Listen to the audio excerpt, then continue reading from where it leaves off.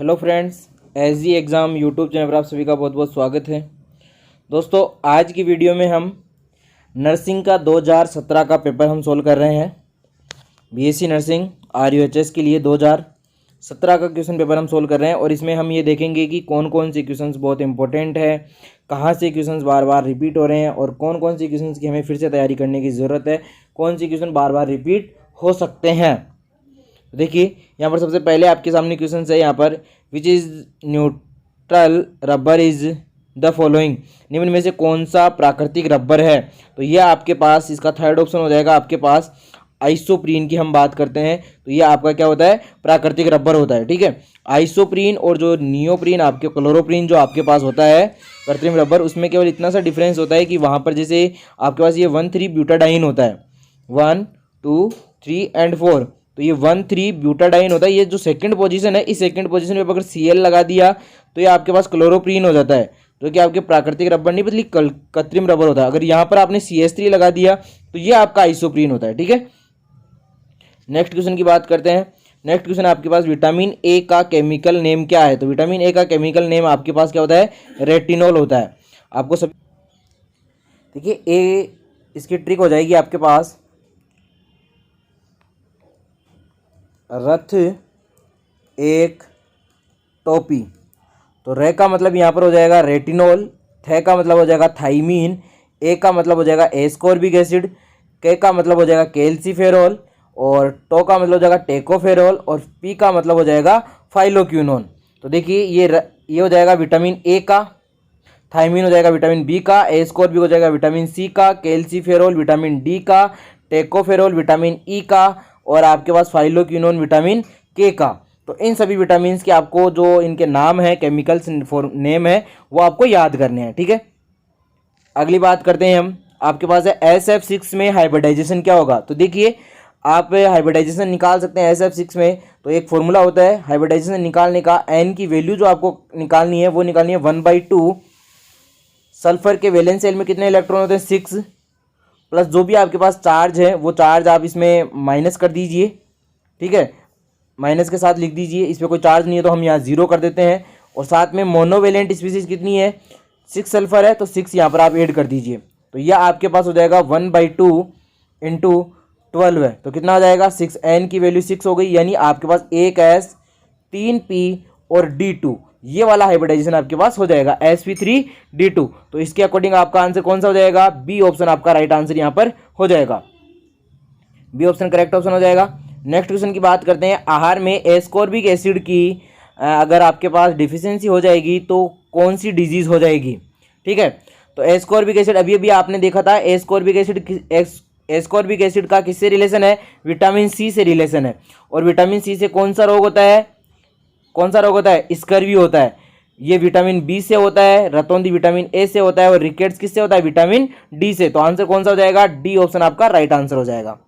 ठीक है, next question की बात करते हैं। यहाँ पर नेक्स्ट क्वेश्चन आपके पास है, ये आपके पास फॉर्मेल्डिहाइड है। फॉर्मेल्डिहाइड आपके पास फेलिंग सॉल्यूशन से रिएक्ट करता है तो अवशेप किसका बनता है। तो अवशेप बनता है आपके पास Cu2O का। किसका बनता है, Cu2O का, कॉपर के ऑक्साइड का बनता है।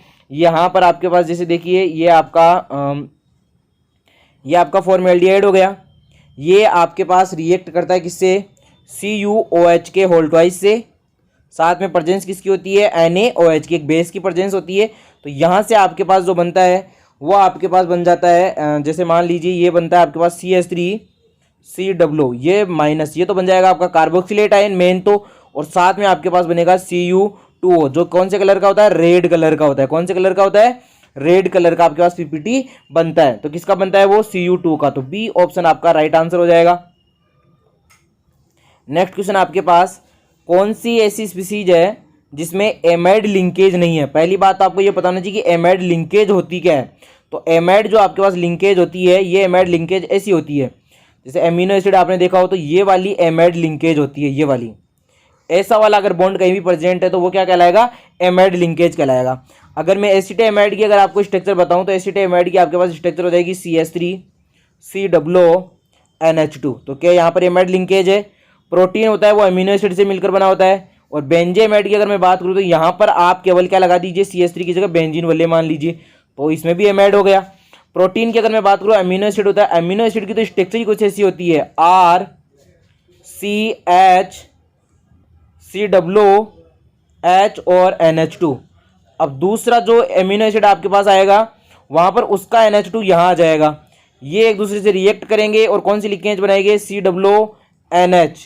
तो कौन सी बॉन्डिंग हो गई यहाँ पर, कौन सी लिंकेज हो गई, एमाइड लिंकेज बन गया यहाँ पर। तो लेकिन जो ये पिक्राइमाइड होता है ये ऐसा नहीं होता है, इसमें क्या होता है, पिक्राइमाइड में क्या होता है आपके पास, पिक्राइमाइड आपके पास पिक्रिक एसिड जो होता है, पिक्रिक एसिड के OH की जगह पर, यहाँ पर तो NO2, यहाँ पर NO2, यहाँ पर NO2, यहाँ पर OH होता है, उस OH की जगह पर आपके पास NH2 आता है, इसको बोलते हैं पिक्राइमाइड। तो यहाँ पर देखिए इसमें कहीं पर भी ऐसी लिंकेज है क्या, नहीं है एमाइड लिंकेज, तो ये आपका आंसर हो जाएगा। तो ये आपके पास ए ऑप्शन राइट आंसर यहाँ पर आपका हो जाएगा। ठीक है, नेक्स्ट क्वेश्चन की बात करते हैं, Kopp rule applicable on. Kopp rule किस पे एप्लीकेबल होता है, तो कोप रूल आपका सॉलिड पे एप्लीकेबल होता है, किस पे होता है, सॉलिड पे एप्लीकेबल होता है, ए ऑप्शन आपका राइट आंसर हो जाएगा। ये determine the heat of capacity of solid, heat capacity के बारे में बताता है, सॉलिड की हीट कैपेसिटी के बारे में। ठीक है, नेक्स्ट क्वेश्चन की बात करते हैं, आपके पास क्रिस्टल की हाईएस्ट लेटिस एनर्जी आपसे पूछी है, तो हाईएस्ट लेटिस एनर्जी उसकी होगी जिसकी रेडियस क्या होगी, मिनिमम होगी। ठीक है, ये मिनिमम होगी तो हाईएस्ट लेटिस एनर्जी हो जाएगी। आपको तो रेडियस छोटी किसकी होगी, जिसकी साइज कम होगी, तो आपके पास सी ऑप्शन राइट आंसर यहाँ पर आपका हो जाएगा। नेक्स्ट क्वेश्चन की बात करते हैं, तो यहाँ पर बताए विस्कोसिटी किसके व्युत्क्रमानुपाती होती है, इनवर्सली प्रोपोर्शनल किसके होती है विस्कोसिटी, तो विस्कोसिटी इनवर्सली प्रोपोर्शनल होती है आपके फ्लूइडिसिटी के, किसके, तरलता की होती है, रिजिडिटी के भी नहीं होती है, फ्रक्शन के भी नहीं होती है, रेजिस्टेंस के भी नहीं होती है, क्योंकि ये तीनों तो क्या करते हैं, इसको सपोर्ट करते हैं। तो ए ऑप्शन आपका राइट आंसर हो जाएगा।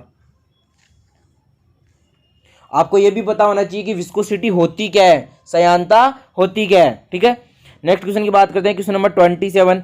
आपके पास क्वेश्चन नंबर 27 में आपको दे रखा है कि आपके पास दो आपके पास कोई सबस्टांस है ए एंड बी, ये रिएक्ट करते हैं और इनके लिए जो रेट की जो इक्वेशन आती है वो ये वाली आती है, के ए की पावर एन और एंड बी की पावर एम। ठीक है, तो इसने कहा कि ए की कंसंट्रेशन को मैं 2a बना दूं और बी की कंसंट्रेशन को 1/2b बना दूं, तो मेरे पास जो न्यू रेट आएगी वो क्या होगी। तो देखिए न्यू रेट का जो रेशियो होगा आपके पास स्टार्टिंग में क्या थी, ए और ये बी, इसकी पावर टोटल की पावर क्या है यहाँ पर एन, पहले भी एन थी और सेकंड बार भी क्या होगी यहाँ पर एम। तो देखिए ए से ए कैंसिल हो जाएगा, बी से बी कैंसिल हो जाएगा, तो 2 की पावर एन एंड 1/2 की पावर एम। अगर मैं इस 2 को ऊपर लेके चला जाऊं ऐसा, 2 की पावर एन और 2 की पावर एम, अगर इसको 2 ही लिख दूं तो क्या हो जाएगा, माइनस में एम। आपको पता है बेस सेम है तो पावर क्या हो जाएगी, ऐड हो जाएगी, तो 2 की पावर एन माइनस एम आपका बन जाएगा। अब ये कौन से ऑप्शन में है, डी ऑप्शन में, तो डी ऑप्शन आपका राइट आंसर यहां पर हो जाएगा। ठीक है, नेक्स्ट क्वेश्चन की बात करते हैं। नेक्स्ट क्वेश्चन में आपसे कहा गया है कि कोई रेट इक्वेशन जिसमें आर आपके पास जो है वो डायरेक्टली प्रोपोर्शनल है किसके, ए के स्क्वायर के। ठीक है, तो आर इक्वल टू के ए का स्क्वायर, यानी यहाँ पर ये कौन सी ऑर्डर की रिएक्शन है, सेकेंड ऑर्डर की रिएक्शन है। इसके लिए आपको 1/a और आपको टी में ग्राफ बताना है। तो देखिए ये क्या है, डायरेक्टली एक दूसरे के प्रोपोर्शनल है, तो धनात्मक प्रवणता के साथ होगा, पॉजिटिव स्लोप होगा, विथ प्लस सी तो होना ही होना है, तो अंतःखंड इंटरसेप्ट तो आपके पास होगा अशून्य अंतःखंड के साथ, तो बी ऑप्शन आपका राइट आंसर यहां पर हो जाएगा। नेक्स्ट क्वेश्चन की बात करते हैं आपसे, तो नेक्स्ट क्वेश्चन है यहां पर, the normal boiling point of the liquid of approximately. तो जो नॉर्मल बॉइलिंग पॉइंट होता है, सामान्य क्वथनांक होता है, वो किसके लगभग आसपास होता है। तो ये आपसे पूछा गया है क्रिटिकल टेम्परेचर के सापेक्ष, किसके, क्रिटिकल टेम्परेचर के सापेक्ष आपसे पूछा गया। सब में देखिए critical temperature, critical temperature, critical temperature. ठीक है, तो जो क्रिटिकल टेम्परेचर और जो नॉर्मल बॉइलिंग पॉइंट होता है उसमें जो रिलेशन होता है वो होता है normal boiling point equal to 2/3 critical temperature. ठीक है, तो 2/3 का मीनिंग क्या हो जाएगा यहाँ पर, 2/3 को अगर आप सोल्व करोगे तो क्या हो जाएगा 1.55 TC। तो जो बॉइलिंग पॉइंट होता है वो क्रिटिकल टेम्परेचर के कितना गुना अधिक होता है, 1.55। तो ये ए ऑप्शन आपका राइट आंसर हो जाएगा। अगला क्वेश्चन है आपके पास, रिसेरपिन क्या होता है। रिसेरपिन आपका प्रशंसक होता है, क्या होता है, प्रशंसक होता है, किसमें काम में आता है, वैसे ये काम में आपके जनरली आता है बीपी को, जैसे हाई बीपी का जो पेशेंट होता है उसको ये दी जाती है। जिसके बीपी ज़्यादा होती है उस पेशेंट को ये मेडिसिन दी जाती है। ठीक है, नेक्स्ट क्वेश्चन की बात करते हैं यहाँ पर। सभी ऑक्सीकरण अपचयन अभिक्रियाओं में कौन सी राशियाँ सुरक्षित रहती है? कांस्टेंट कौन सी जो चीज़ें हैं वो कांस्टेंट रहती है यहाँ पर? तो देखिए आपके पास जो ए ऑप्शन है वो है आपके पास किसका? चार्ज का। सेकंड है मास का। थर्ड है मास और चार्ज दोनों। तो ये ही ऑप्शन होगा आपका, क्योंकि देखिए चार्ज होता है रिडक्शन और ऑक्सीडेशन दोनों हो रहा है, तो एक का रिडक्शन हो गया दूसरे का ऑक्सीडेशन हो जाएगा, तो चार्ज सेम रहेगा। और जो मास है, मास तो रिड्यूस मास तो हो नहीं रहा है यहाँ पर, आप रेडियो एक्टिव रिएक्शन कर नहीं रहे हैं। रेडियो एक्टिव रिएक्शन में मास जरूर रिड्यूस या इंक्रीज हो सकता है, रिड्यूस होने के चांसेस ही रहते हैं, तो मास रिड्यूस आपके पास हो सकता है, लेकिन ये रेडियो एक्टिव रिएक्शन भी नहीं है, तो सी ऑप्शन आपका राइट आंसर हो जाएगा। अगला क्वेश्चन है, टेम्परेचर में अगर इंक्रीमेंट किया जाए तो फिजिकल एब्जॉर्प्शन में क्या होता है? तो फिजिकल जो एब्जॉर्प्शन होता है वो क्या होता है आपके पास? जनरली डिक्रीज होता है, क्योंकि जो एटम्स होते हैं, जो पार्टिकल्स होते हैं, उनकी एक्टिवेशन एनर्जी इंक्रीज हो जाती है और वो दूर दूर भागना स्टार्ट कर देते हैं। नेक्स्ट क्वेश्चन है आपके पास, Freundlich isothermal is not applicable at. तो ये आपके पास हो जाएगा हाई टेम्परेचर पे। किस पे? हाई टेम्परेचर पे ये एप्लीकेबल नहीं हो पाता है, क्योंकि जो आपका रिलेशन होता है वो अक्स अपॉन एम इक्वल टू के पी की पावर क्या होता है? 1/n, और जो n की वैल्यू होती है वो आपके पास हमेशा 1 से छोटी होती है, यानी 0 से लेके 1 तक हम बोल सकते हैं, और जनरली वो वैल्यू होती है 0.1 टू 0.5 तक होती है। ठीक है, तो हाई टेम्परेचर पे ग्राफ बिल्कुल सीधा हो जाता है। कैसा हो जाता है? बिल्कुल सीधा ग्राफ हो जाता है, इसलिए हाई प्रेशर पे इसको हम ये एप्लीकेबल नहीं होता है ये रूल। नेक्स्ट है आपके पास फोर्थ फ्लोटिंग प्रोसेस झाग पल्लवन विधि आपके पास किस में यूज आती है? तो ये आती है सल्फाइड एस के लिए। याद रख लेना सल्फाइड एस के फॉर्मूले, HGS, PBS को क्या बोलते हैं, HGS को क्या बोलते हैं, PBS को गैलेना, HGS को सीनेबार, CUS को क्या बोलते हैं, Cu2S को क्या बोलते हैं, Cu2FeS को क्या बोलते हैं। तो ये नाम आप थोड़ा याद कर लेना, तो कई बार फॉर्मूले भी दे देता है। नेक्स्ट क्वेश्चन है, विरंजक चूर्ण की अभिक्रिया किसके द्वारा बनता है? विरंजक चूर्ण, तो ये आपके पास HClO के द्वारा। किसके द्वारा? HClO के द्वारा। नेक्स्ट है, ऐसा कौन सा कंपाउंड है जो आपके पास ऑक्सीडाइजिंग एजेंट और रिड्यूसिंग एजेंट दोनों की तरह बिहेव कर सकता है? तो देखिए आपके पास ये आपका मिनिमम ऑक्सीडेशन स्टेट है, ठीक है, ये आपका मैक्सिमम ऑक्सीडेशन स्टेट है। अगर कोई कंपाउंड इन दोनों के बीच में यहाँ प्रेजेंट है तो वो किसकी तरह? दोनों की तरह बिहेव करेगा। तो देखिए आप देखेंगे यहाँ पर HCl में Cl आपका -1 में है, यानी मिनिमम ऑक्सीडेशन स्टेट है। HNO3 में नाइट्रोजन आपका +5 में है, मैक्सिमम में है। H2SO4 में सल्फर +6 में है, मैक्सिमम में है। HNO2 में नाइट्रोजन आपका कितने में है? नाइट्रोजन आपका है +3 में, +3 में है ना, 4, हाँ +3 में है। तो +3 में है तो ये +5 तक पहुंच सकता है और -3 तक पहुंच सकता है, तो इन दोनों के बीच में आ रहा है ये, तो दोनों के बीच में आ रहा है, तो यही आपके ऑक्सीडाइजिंग और रिड्यूसिंग एजेंट की तरह बिहेव कर सकता है। यानी जो अपनी मीडियम ऑक्सीडेशन स्टेट में अगर कोई सेंट्रल एटम उपस्थित है तो वो ऑक्सीडाइजिंग एजेंट की तरह बिहेव कर सकता है और रिड्यूसिंग एजेंट की तरह भी बिहेव कर सकता है, क्योंकि वो अपना रिडक्शन भी करवा सकता है और अपना ऑक्सीडेशन भी करवा सकता है। इस चीज का आप थोड़ा ध्यान रखें। नेक्स्ट क्वेश्चन है आपके पास, H2SO8 में सल्फर का ऑक्सीडेशन नंबर। तो देखिए पहले आपको स्ट्रक्चर बनानी आनी चाहिए, सल्फर सल्फर सल्फर, इस तरह से आपके पास ये होता है। अब बाकी के ऐड कर दीजिए। सल्फर 6 बॉन्ड बनाता है, 5 बॉन्ड ऑलरेडी बन चुके हैं कि सल्फर के, एक OH यहाँ लगा दीजिए और एक OH आप यहाँ लगा दीजिए।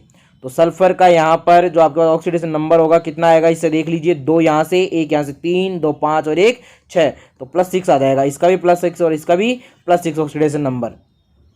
फॉर्मूले से अगर आप निकालेंगे तो आपका ऑक्सीडेशन नंबर यहाँ पर बिगड़ जाएगा, ध्यान रखें इस चीज़ का। अगला क्वेश्चन है आपके पास, फर्स्ट ट्रांजिशन मेटल सीरीज में मैक्सिमम ऑक्सीडेशन स्टेट करने वाला एलिमेंट कौन सा है? तो आप सब लोग जानते हैं, सबसे पहले Mn करता है, उसके बाद कौन सा करता है? क्रोमियम। Mn की +7 होती है और क्रोमियम की +6 होती है।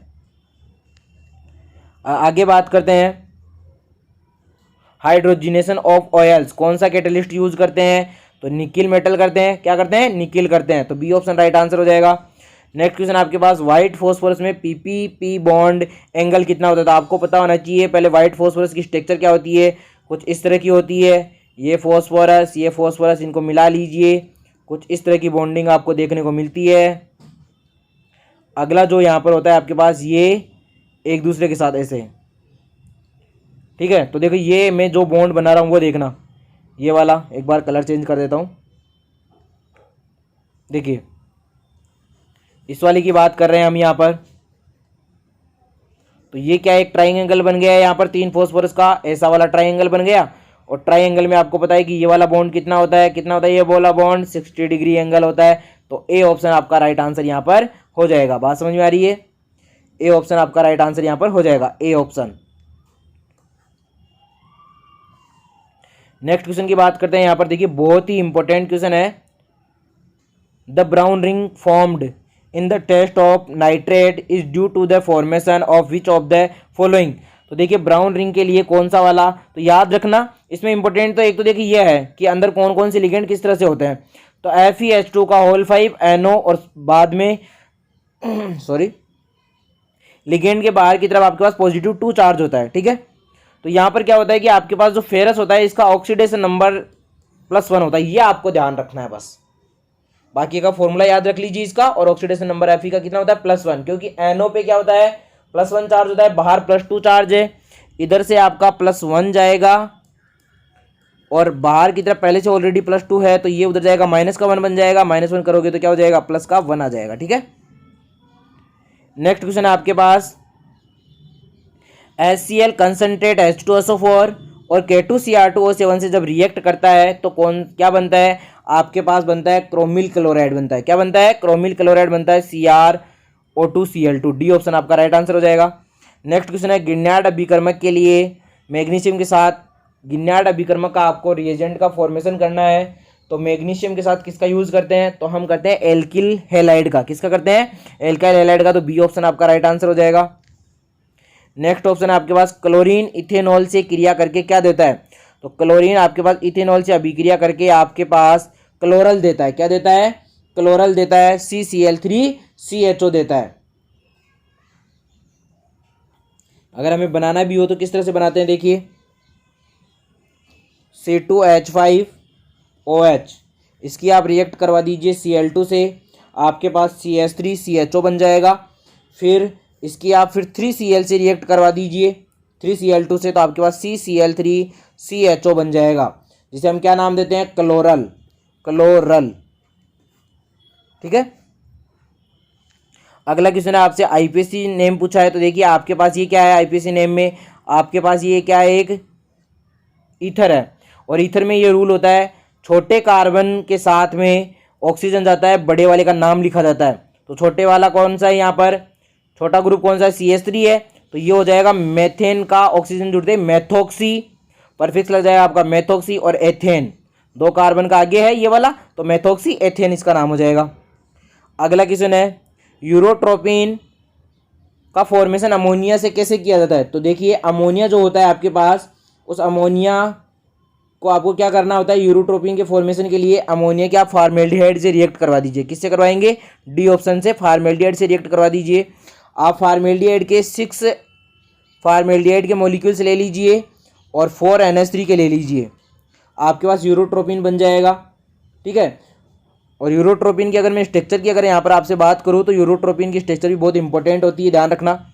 यहाँ पर देखिए ये नाइट्रोजन है, इस नाइट्रोजन से आप कार्बन, कार्बन, ठीक है,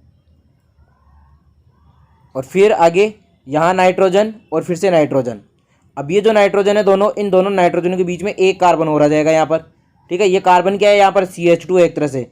फिर नाइट्रोजन से यहाँ पर क्या आ जाएगा आपके पास, कार्बन, फिर यहाँ नाइट्रोजन। अब ये जो नाइट्रोजन है, इस नाइट्रोजन को अगले वाले नाइट्रोजन से, इस नाइट्रोजन से मिलाने के लिए यहाँ पर कार्बन, और इस नाइट्रोजन को इस कार्बन नाइट्रोजन से मिलाने के लिए कार्बन। तो देखिए आपके पास 1 2 3 एंड 4 तो आपके पास क्या हो गए, नाइट्रोजन, और मिथाइल कितने हो गए, 1 2 3 4 5 एंड 6। तो इसका नाम जो होता है वो आपके पास होता है हेक्सामिथाइलिन टेट्राएमीन। क्या नाम होता है, हेक्सामिथाइलिन टेट्राएमीन, ध्यान रखना। नेक्स्ट क्वेश्चन की बात करते हैं, इथाइल एमीन नाइट्रस अम्ल से अभिक्रिया करके बनाता है। इथाइल एमीन नाइट्रस एसिड से अभिक्रिया करके क्या बनाता है, तो देखिए इथाइल एमीन नाइट्रस एसिड से अभिक्रिया करता है। इथाइल एमीन आपके पास C2H5OH, नाइट्रस एसिड हो गया आपके पास OHNO HNO2, ठीक है। ये रिएक्ट करेगा तो आपका बन जाएगा यहाँ पर C2H5OH, एथिल एल्कोहल बन जाएगा, साथ में N2 गैस भी रिमूव होगी। ये इंपॉर्टेंट है, ध्यान रखना, N2 गैस रिमूव होती है यहाँ पर, और H2O का फॉर्मेशन भी साथ में होता है। तो आपके पास कौन सा ऑप्शन हो जाएगा, डी ऑप्शन, इथाइल एल्कोहल। अगला है आपके पास एसीटोनाइट्राइल का फॉर्मूला। तो एसीटोनाइट्राइल का फॉर्मूला आपके पास हो जाएगा CH3CN। तो आपके पास ये सी ऑप्शन राइट आंसर चला जाएगा। नेक्स्ट क्वेश्चन की बात करते हैं। आपके पास यहाँ पर क्लोरोफॉर्म जब आपके एयर और लाइट से रिएक्ट करती है तो क्या बनता है। तो कल की क्लास में भी जब मैंने 2019 का पेपर सोल्व करवाया था तब भी उसमें मैंने बताया था कि वो किसका निर्माण करता है, फोस्जीन का, COCl2 का फॉर्मेशन करता है। फोस्जीन का फॉर्मेशन करता है और किस तरह से करता है, CHCl3 ये O2 से रिएक्ट करेगा, वायुमंडलीय O2 ले लेता है ये, और यहाँ पर आपका सूर्य का प्रकाश आ रहा है, इस तरह से ये COCl2 और साथ में HCl का फॉर्मेशन भी होता है, ठीक है। लास्ट क्वेश्चन है आज का, PVC निम्न में से किसका बहुलक है। तो पॉलीमर है PVC किसका, तो PVC का फुल फॉर्म क्या होता है, पॉलीवाइनिल क्लोराइड होता है। क्या होता है, पॉलीवाइनिल क्लोराइड। तो इसका जो एकलक इकाई होगी, इसका मोनोमर जो होगा वो क्या हो जाएगा आपके पास, विनाइल क्लोराइड। और विनाइल का फॉर्मूला क्या होता है, CH2 डबल बॉन्ड CH, और ये आपका विनाइल ग्रुप है। ये ग्रुप आपका क्या है, विनाइल ग्रुप है। अब आपको विनाइल क्लोराइड चाहिए तो यहाँ पर Cl ऐड कर दीजिए, तो CH2 CH Cl ऑप्शन में है, तो ये आपका राइट आंसर हो जाएगा। दोस्तों ये 2017 का कंप्लीट पेपर हो चुका है। इसके अलावा 16 का, 18 का, 19 का, 20 का, 21 का जो भी पेपर्स अभी तक BSc नर्सिंग के हुए हैं वो सारे के सारे इसी यूट्यूब चैनल पे अवेलेबल हैं। कुछ मॉक टेस्ट पेपर भी हैं, तो आप देख सकते हैं। प्लेलिस्ट इस वीडियो के डिस्क्रिप्शन में आपको मिल जाएगी।